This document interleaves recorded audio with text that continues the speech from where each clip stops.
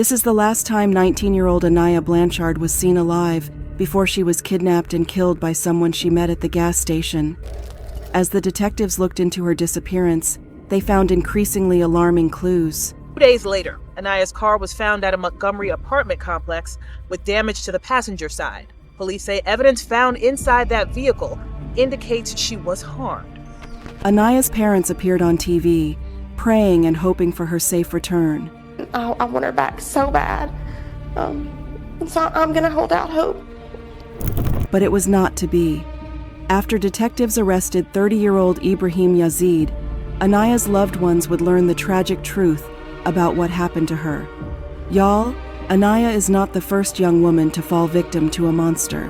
Her story is unique, but it is also a reminder of a problem still far from over in the US and many other countries.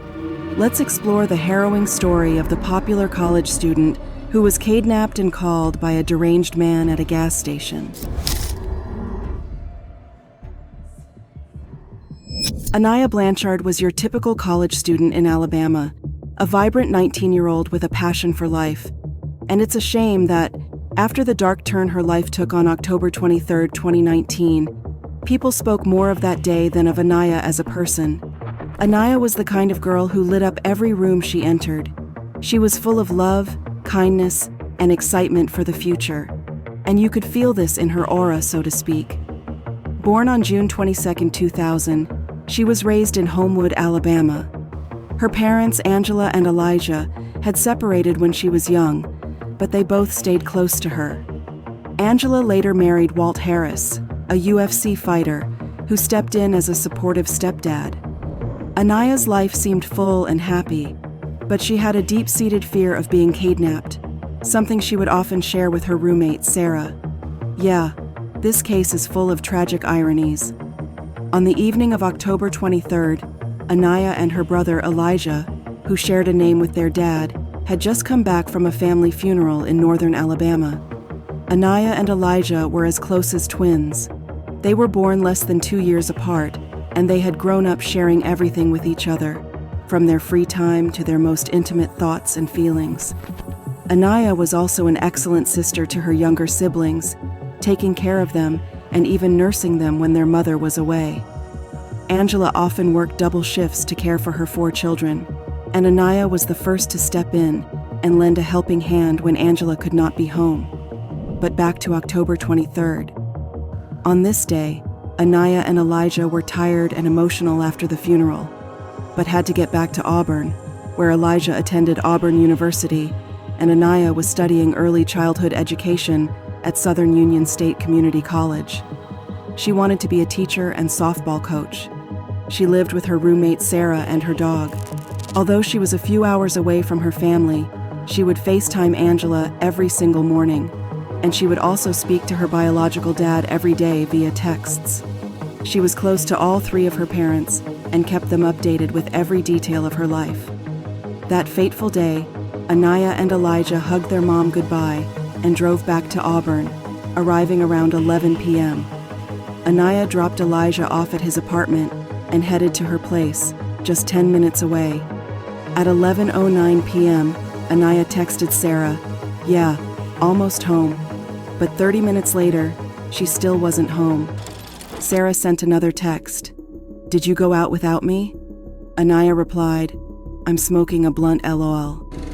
This was strange because Aniah didn't usually talk like that. When Sarah asked who she was with, Aniah said, "Eric, I just met him." That was the last text Sarah got from Aniah. Sarah was left with an awful feeling that night. Aniah wasn't a LOL girl or someone who would smoke blunts with strangers. Sarah started doubting herself. Perhaps there was a side to Aniah that she didn't know yet, but she knew, deep in her heart, that something was not right. She went to bed struggling to fall asleep and hoping Aniah would explain everything in the morning. However, the next morning, Sarah noticed Aniah never came home. Her dog, Blue, was still there, unfed. Aniah's phone was off, and she hadn't shown up for her babysitting job. Sarah knew something was wrong. She called Elijah, and they both started searching. By the end of the day, they called the authorities.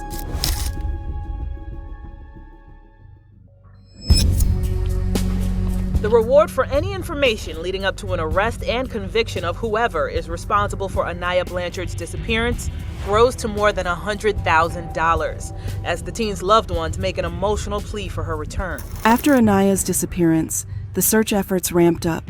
Her family and friends were not about to give up. They scoured every inch of Auburn and the surrounding areas. Every day was a new lead, a new hope, but also a new heartbreak. UFC fighters, public figures, and the Alabama governor stepped in with donations, amping up the reward and encouraging people to come forward with any info. It's overwhelming to see them come up and, the governor, Kay Ivey, thank you for approving the reward. The search for Aniah began. Her family was desperate.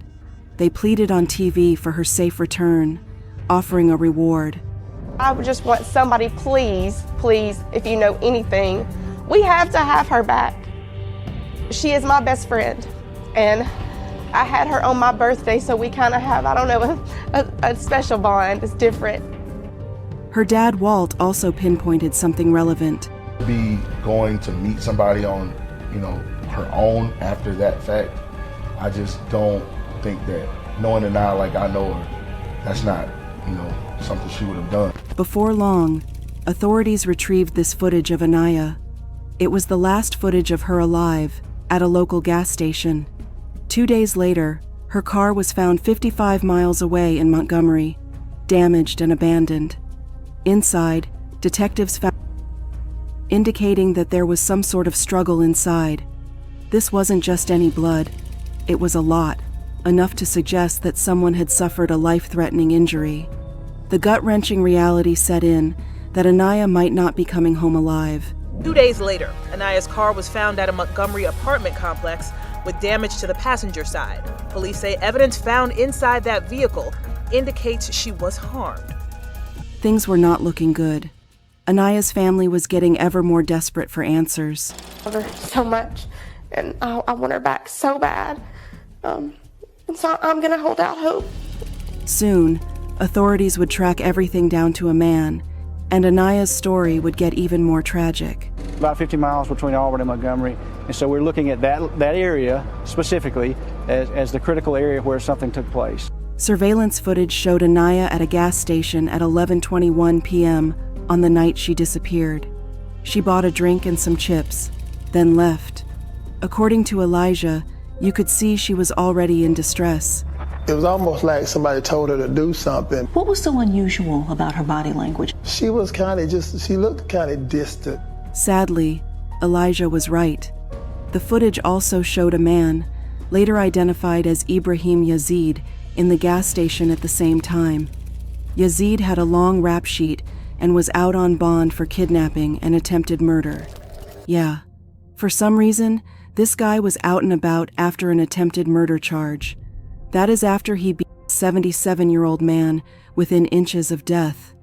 Y'all, I know the justice system is complex, and we must strive for rehabilitation, but after something like this happens, I can't help but think, maybe this guy was past the point of rehabilitation, and his parole board missed that. The authorities thus zeroed in on Yazeed, who was now their prime suspect. On November 8th, he was captured in Florida after a brief chase. Yazeed had a history of violent crimes, but this time, his actions had caught up with him. He was charged with Aniah's kidnapping and later, her murder. Breaking news to tell you about it this hour. The suspect in connection with the disappearance of Homewood native Aniah Blanchard is behind bars this morning. Just hours ago, authorities arrested 30-year-old Ibraheem Yazeed in Escambia County, Florida. Take a look at the video. It shows him in the custody of the U.S. Marshal's office and going into an ambulance. The Escambia County Sheriff's Office did tell us that the arrest where they assisted the U.S. Marshals was off I-10 at the Pine Forest exit, and that's right by the Alabama-Florida state line. Aniah's body was found on November 25th in Macon County, Alabama. She had been. The community was shattered, and her family was left to pick up the pieces. I told Aniah her whole life, y'all, just don't ever go anywhere alone. Don't go anywhere, by yourself, not even to get gas, not to do this, not to do that. And Aniah knew that. You know, sometimes you can't, there's evil out there. And I want y'all to know I love y'all, everybody here. And Aniah loves everybody here. And I do not want to see this happen. Aniah was only going to the store to buy a bag of potato chips. And if you know Aniah, you know how much she loved to eat. And that's all she was doing. And she ran into some evil. They channeled their grief into action, pushing for Aniah's law, which would give judges more discretion to deny bail to violent offenders. This law passed in 2021, a bittersweet victory for a family that had lost so much. Aniah's story is a tragic reminder of the dangers that lurk even in the most mundane moments of life. Her legacy lives on through her family's advocacy, ensuring that her death was not in vain. Stay safe out there, folks. Always be aware of your surroundings and trust your instincts. This world can be a dangerous place. The authorities' report revealed that, on the night of October 23rd, Yazeed followed Aniah out of the gas station. Later footage showed him getting into her car at another location. It's such a scary thought that at any time, a monster can step into your car and take your life. That night, Yazeed was out for prey, not like a wild animal, as wild animals need to hunt to eat. That's the way of their world. No, Yazeed was not a wild animal, but a horror movie character, an evil villain out to call. To him, 19-year-old Aniah Blanchard, a kind soul full of dreams, feelings, and love, was easy prey. Around the same time of Yazeed's arrest, a second suspect was arrested in connection to Aniah's kidnapping. Early this morning, this suspect, Antoine Fisher, known as Squirmy, was brought to the Lee County Detention Center by Auburn Police. He's charged with kidnapping. Detective Josh Mixon said about Antoine, started breaking down and crying. I think he was remorseful that he hadn't come forward sooner. Ibraheem Yazeed is also charged with kidnapping in connection to Blanchard's case. Antoine cooperated with authorities, providing a roadmap to Aniah's remains. On November 25th, almost a month after she went missing, her remains were found in Macon County, Alabama. The confirmation that the body was Aniah's hit her family and the community like a ton of bricks. Begin tonight with a tragic end to the search for 19-year-old Aniah Blanchard of Homewood. Tonight, police confirming that the remains found in Macon County, Alabama earlier this week have been positively identified as Blanchard. She had been likely during a struggle. Aniah would have tried to get away that night, and Yazeed decided she wouldn't. It is with heavy heart that we so confirm today that the remains are in fact of Aniah Blanchard. Aniah's parents, Angela and Walt, along with her brother Elijah, were devastated. But they weren't broken. They turned their grief into action. They fought for Aniah's law, which would give judges more power to deny bail to violent offenders. If this law had been in place, Yazeed might not have been out on bail, and Aniah might still be alive. In June 2021, Aniah's law was signed into law. It was a victory, but it was also a reminder of what they had lost. Aniah's law would help keep violent crime offenders off the streets by allowing judges more discretion to deny their bond. Aniah's law was unanimously approved by the House and signed by Governor Kay Ivey on June 25, 2021. Aniah's family also started Aniah's Heart, a nonprofit focused on safety education and self-defense. The mission of Aniah's Heart is to bring awareness and to educate everyone on personal safety to help prevent them from becoming victims of such violent crimes. They wanted to make sure that no other family had to go through what they did. I heard her say to me, "Mom, please don't let this happen to anybody else." And I just said back to her, I said it out loud, I said, "I won't, baby." And so I knew from then on that I was going to fight, and it was going to be for the rest of my life. Aniah's story is a stark reminder of the fragility of life. She was just a college student, doing everything right, and yet she fell victim to a monstrous crime. Her legacy lives on through the changes her family has fought for, but the pain of her loss will never truly go away.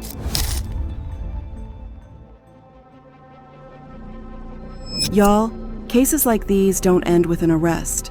When Ibraheem Yazeed was captured, the wheels of justice only started to turn, but they were slow and grinding. Yazeed was no stranger to the courtroom. His rap sheet was a testament to a life of crime, and he was well versed in playing the system. After his capture on November 8, 2019, Yazeed was extradited back to Alabama. He was charged with first-degree kidnapping and later with capital murder after Aniah's body was found. The court proceedings were intense. Yazeed, ever the defiant one, protested his innocence loudly and frequently. He claimed there was no evidence against him, despite the overwhelming proof to the contrary. He made one thing clear: he had no remorse for his vile actions. I don't have no video, no audio of me. Yazeed's criminal history was laid bare for the court. In January 2019, he brutally and kidnapped 2 men, including a 77-year-old. This man barely escaped with his life. He was out on bond for those charges when he targeted Aniah. The fact that he was free to commit another crime was a glaring failure of the justice system. During the trial, the prosecution painted a vivid picture of the events leading to Aniah's death. Surveillance footage showed Yazeed at the gas station, and DNA evidence linked him to the crime. The blood in Aniah's car was matched to her, confirming that a violent struggle had taken place. There was no doubt about it. Yazeed had forced Aniah into her car and driven off, leading to her tragic death. The courtroom was a battleground. Aniah's family was there every day, a united front in their quest for justice. They listened as the gruesome details of her final moments were recounted. It was excruciating, but they stood strong, knowing that their presence was a testament to Aniah's life and their love for her. On December 2, 2019, Yazeed was formally charged with capital murder. The prosecution announced they would seek the death penalty. This case wasn't just about Aniah. It was about sending a message to violent offenders everywhere. The law might have failed to protect Aniah, but it wouldn't fail to punish her killer. As the trial progressed, more details emerged. Witnesses testified about Yazeed's violent tendencies and his actions on the night of Aniah's disappearance. The evidence was overwhelming, and the defense struggled to poke holes in the prosecution's case. Yazeed's attempts to paint himself as a victim of circumstance fell flat. Throughout the trial, Aniah's family pushed for change. They wanted to ensure that no other family had to endure what they were going through. Aniah's law was part of that change. In the end, justice for Aniah meant more than just convicting her killer.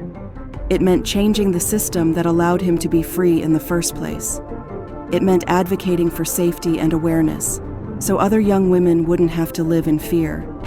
Aniah's legacy is one of resilience and strength, a reminder that even in the face of unimaginable tragedy, we can fight for a better future.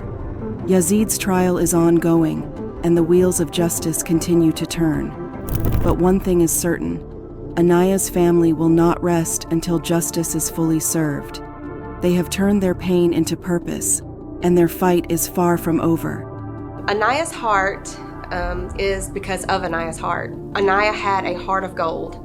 She loved giving, and she would do anything for anybody, and that's what always stood out to me, was her heart was so tender and so caring. So, keep Aniah's story in your hearts.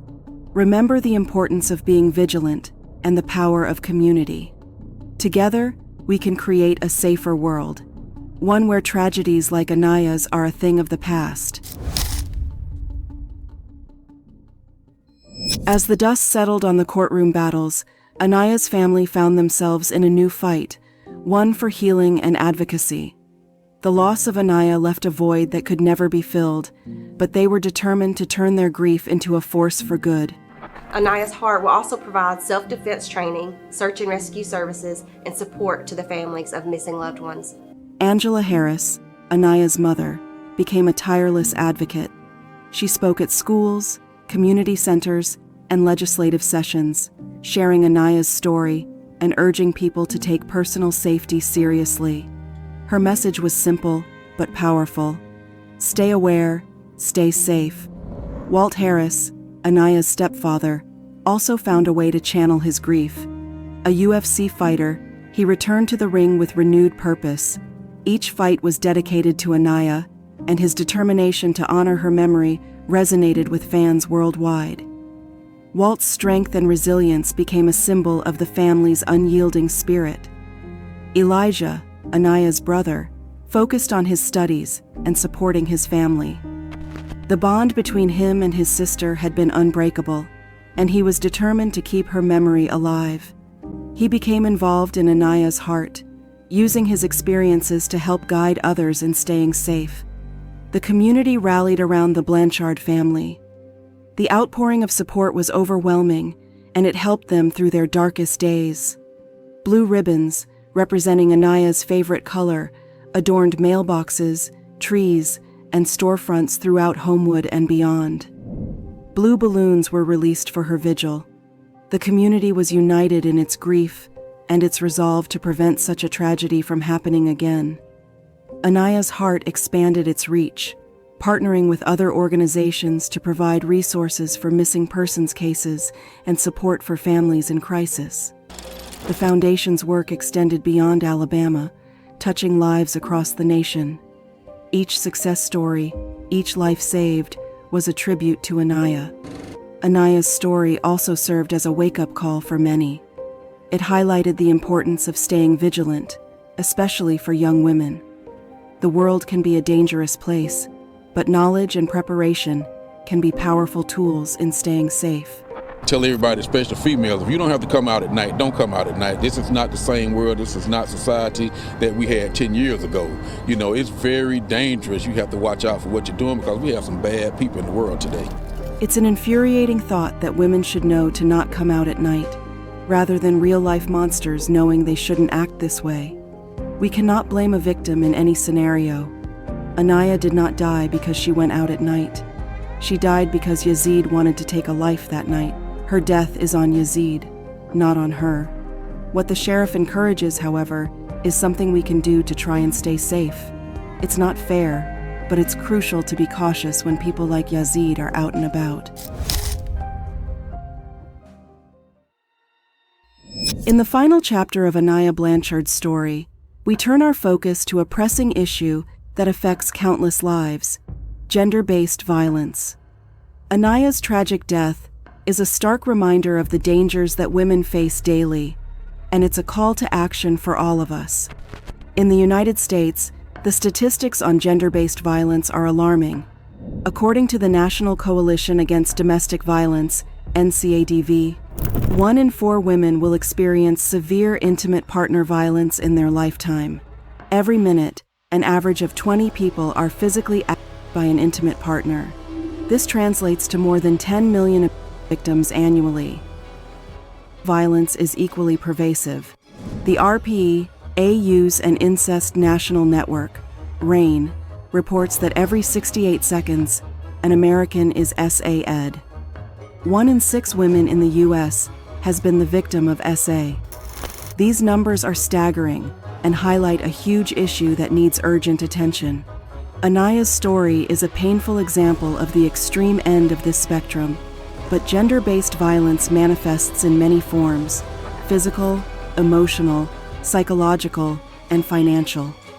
It's an epidemic that transcends age, race, and socioeconomic status, affecting women from all walks of life. So what can we do to protect ourselves and support each other? Here are some practical steps. 1. Stay vigilant. Always be aware of your surroundings. Avoid distractions like texting or talking on the phone when walking alone, especially at night. 2. Trust your instincts. If something feels off, trust your gut. It's better to be overly cautious than to ignore warning signs. 3. Have a safety plan. Whether it's a daily routine or an emergency situation, having a plan can save your life. Share your location with trusted friends or family members, and always let someone know where you're going. 4. Self-defense. Consider taking self-defense classes. Knowing how to defend yourself can boost your confidence and potentially save your life. 5. Support systems. Build a network of trusted friends and family. Having a support system is crucial for emotional and physical safety. 6. Educate yourself. Knowledge is power. Learn about the resources available to you, such as local shelters, hotlines, and support groups. 7. Advocate for change. Support policies and legislation that protect victims of gender-based violence. Advocacy can lead to systemic changes that make our communities safer. 8. Speak up. If you see something, say something. Whether it's intervening in a dangerous situation or supporting a friend in need, your voice can make a difference.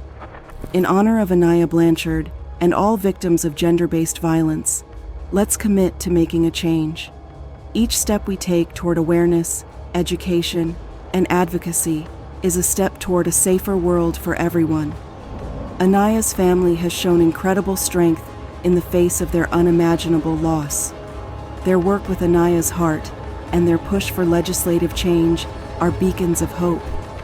Let's follow their lead and ensure that Aniah's legacy continues to inspire and protect. Remember, staying safe is not just a personal responsibility, but a collective one. We must look out for one another and strive to create a world where everyone can live without fear. Aniah's story is a powerful reminder of what's at stake and the difference we can make when we stand together. Stay safe, stay vigilant, and let's honor Aniah by making this world a safer place for all. Thanks for watching, y'all.